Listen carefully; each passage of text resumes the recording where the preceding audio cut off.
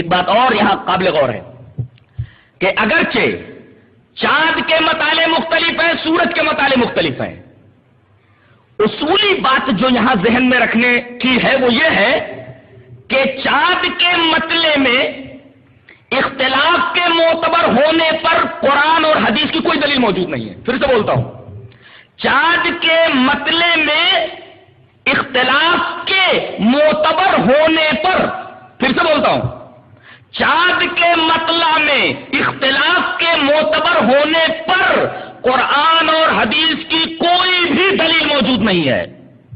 اب دوسرا جملہ، سورج کے مطلع میں اختلاف کے معتبر ہونے میں بالکل الٹا قرآن اور حدیث کے دلائل موجود ہیں۔ یعنی چاند کے مطلع میں اختلاف کے معتبر ہونے پر قرآن و حدیث کی کوئی دلیل موجود نہیں ہے، لیکن سورج کے مطلع میں اختلاف کے معتبر ہونے پر قرآن و حدیث کے دلائل موجود ہیں۔ مثلا اللہ تبارک و تعالیٰ نے سورہ بقرہ کے اندر دوسرے پارے کے اندر ارشاد فرمایا، کلوا واشربوا حتی یتبین لکم الخیط الابیض من الخیط الاسود من الفجر، سحری کھاتے رہو یہاں تک کہ سفید دھاگا کالے دھاگے سے ممتاز نہ ہو جائے۔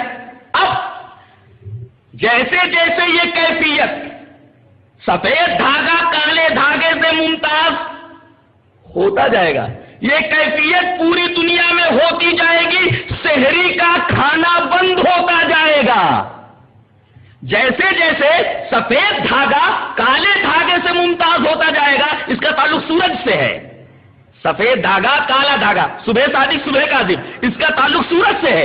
جیسے جیسے یہ کیفیت پوری دنیا میں ہوتی جائے گی، سحری کا کھانا بند ہوتا جائے گا، اور جیسے جیسے سورج ڈوبتا جائے گا پوری دنیا میں افطار کا ٹائم ہوتا چلا جائے گا۔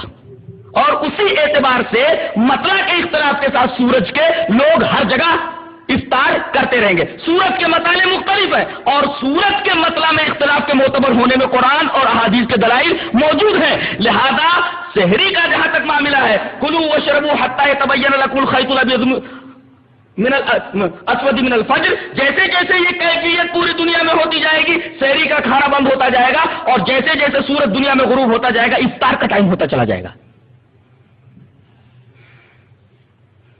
یہ نقطہ سمجھ میں آیا کہ دونوں کے مطالعے میں اختلاف ہے، چاند کے بھی مطالعے میں اختلاف ہے اور سورج کے مطالعے میں بھی اختلاف ہے، لیکن چاند کے مطلع میں اختلاف کے معتبر ہونے پر قرآن و حدیث کی کوئی دلیل موجود نہیں۔ سورج کے مطلع میں اختلاف کے معتبر ہونے کے شواہد قرآن و حدیث میں موجود ہیں۔